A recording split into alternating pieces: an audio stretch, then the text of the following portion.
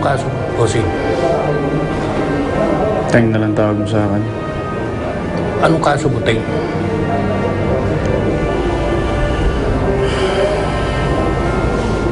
Pinagbintangan akong kinidnap yung batang ako mismo nagpalaki. Ikaw? Bouncer ako. Tapos, nakita ko na lang ang anak ko. Sa bar. Kumigimik. Hingi ng bastos. Napuruhan ko yung binatang ng bastos. Nagreklamo yung mga magulang.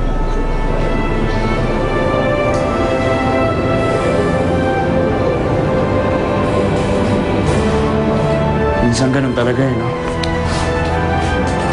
Dahil sa pagmamahal, yung mga nagagawa ka hindi mo gusto. Nagsisisi ako dahil kailangan ko makulong. Malalayo ako sa anak ko. Pero hindi ko pinagsisisihan nang gulpihin ko ng basto sa anak ko. Problema lang ngayon. Nandito ka. At dahil hindi mo nakontrol yung sarili mo, sa susunod mo yung bastos sa anak mo, wala ka na din. Para ipagtanggol siya. Hindi na natutunan ko eh. Dahil nagpadalos-dalos ako kaya ako nahihirapan yan. Hindi na mauulit yan. Paano na ngayon to? Paano na si Teng? Nakausap na ni Bobby ang piskal. Pero may problema. Humingi siya ng malaking lagay. Ano, kahit magsama-samahin pa natin yung pera natin, parang hindi aabot eh. Sama naman nun. Nakakulong nga yung isang tao na walang kasalanan tapos sarili pa iniisip nila. Magkano ba na yung kailangan? Tutulong ako. 100,000. Kailangan makaproduce tayo ng pera bago mag-end yung office hours. Kung hindi, baka hindi pa makalabas si Teng. Maraming pwede mangyari sa ilang oras. Baka mamaya makagawa ng paraan ng mga kumuha kay nanay.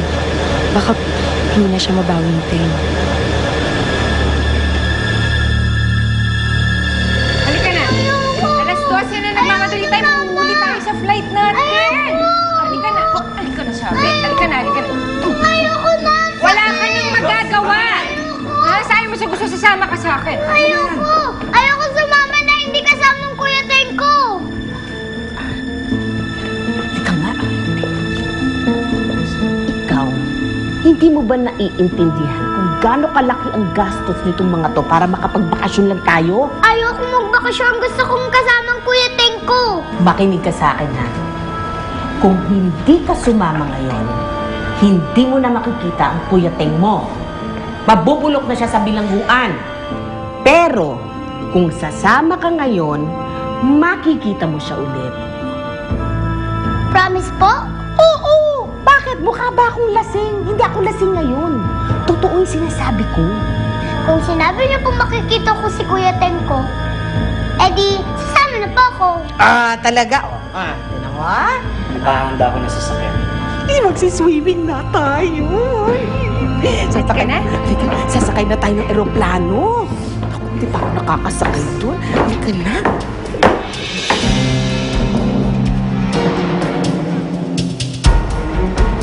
Wala pa rin sagot kay Captain Barbel? Sir, hindi ko to gusto. Isipin mo na lang, Lieutenant Larry. Pagkakataon mo ito para mapatunayan na try mo ng tama ang liga. Good luck!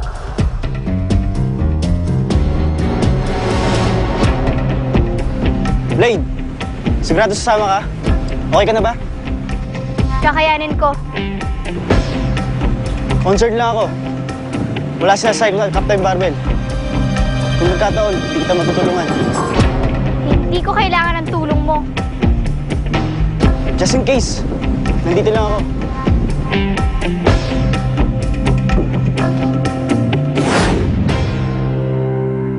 Melanie, sigurado ka ba sa gagawin mo? Wala akong choice eh. Ito lang kasi yung paraan para makakuha ko ng pera para matulungan si Teng. Bakit mo gagawin yung para kay Teng? Ano bang mapapala mo? Wala. Selena, mahal ko siya eh. Kailangan niya ako. Naku girl, pag-isipan mo yan. Baka magsisi ka. Sonica! Let's go! Sige girl, mauna na ako ha. May racket pa ako eh. Sige, bye-bye. Bye.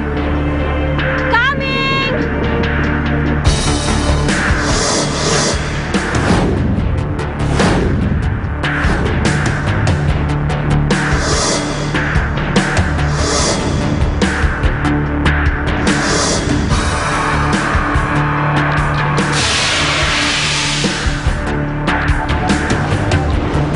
Nahanap ko na yung convoy ng reactor.